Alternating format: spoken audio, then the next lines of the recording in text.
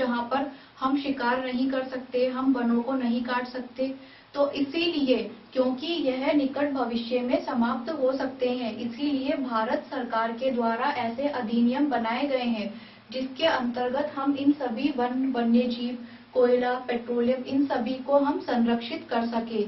इस अध्याय में हम समाप्त होने वाले प्राकृतिक संसाधन जैसे कि कोयला और पेट्रोलियम के बारे में पढ़ेंगे। सबसे पहले इन कोयला और पेट्रोलियम को जीवाश्म ईंधन भी कहा जाता है। अब हम यह समझेंगे कि इन्हें जीवाश्म ईंधन क्यों कहते हैं।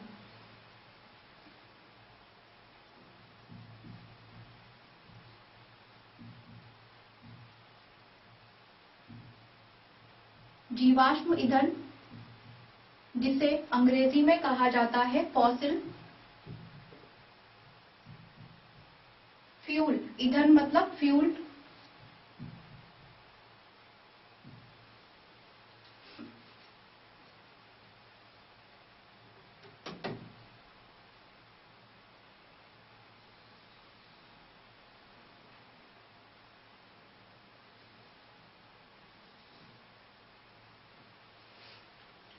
इन्हें जीवाश्म ईंधन क्यों कहा जाता है? जो भी ये कोयला है, पेट्रोलियम है, इन्हें जीवाश्म ईंधन क्यों कहते हैं?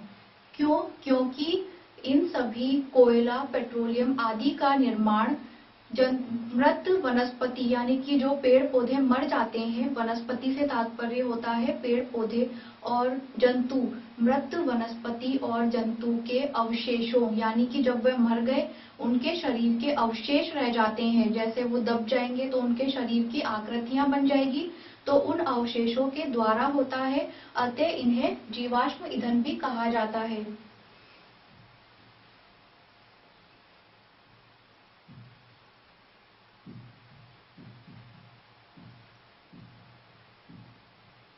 इनका निर्माण मृत पादपों तथा जंतु अवशेषों से होता है।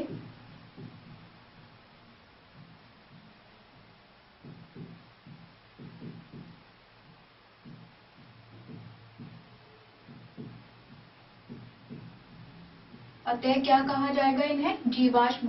क्योंकि जब कोई भी चीज मर जाती है, कोई भी पदार्थ मर गया और वह किसी के से जब दब जाता है तो सिर्फ उसकी बॉडी की एक आकृति रह जाती है। हमने भी कई बार देखा है घरों में, कुछ भी जानवर हुआ जैसे छिपकली कहीं पे जाके मर जाती है छिपकली, तो उसकी क्या एक आकृति रह जाती है जिससे हम देखकर ये बता सकते हैं कि ये छिपकली थी। तो इस तरह से अवशेष रह जाते हैं। इन अवशेषों से ही यह इनका निर्माण होता है, कोयला, पेट्रोलियम का। इसी वजह से इन कोयला, पेट्रोलियम को जीवाश्म ईंधन कहते हैं, होता है। अतः क्या नाम दिया गया है इन्हें? जीवाश्म ईंधन।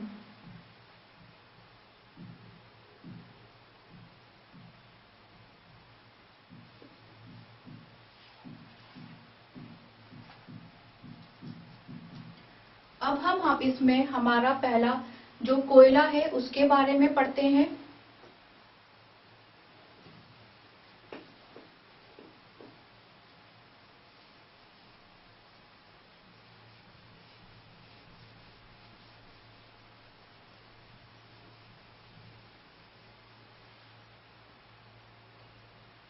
सबसे पहले इसके अंदर हम पढ़ते हैं कोयला।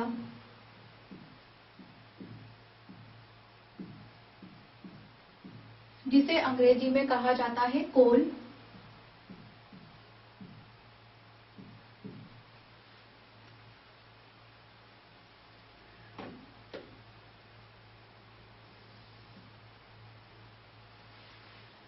कोयला काले रंग का होता है। यहाँ पर आप देख सकते हैं कोयला कैसा है। यह कोयला काले रंग का होता है, कठोर पदार्थ होता है। जैसे देखिए इसमें कोयला काले रंग का है, ये कठोर पदार्थ होता है जो कि हार्ड है।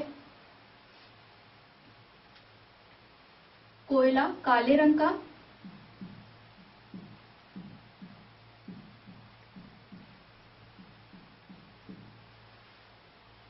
कैसा पदार्थ होता है? कठोर, कठोर से तात्पर्य जब हम कोयले को ऐसे दबाएंगे तो हम इसे दबा नहीं सकते हैं क्योंकि यह कठोर पदार्थ होता है। अब हम देखते हैं कोयले के क्या क्या उपयोग होते हैं।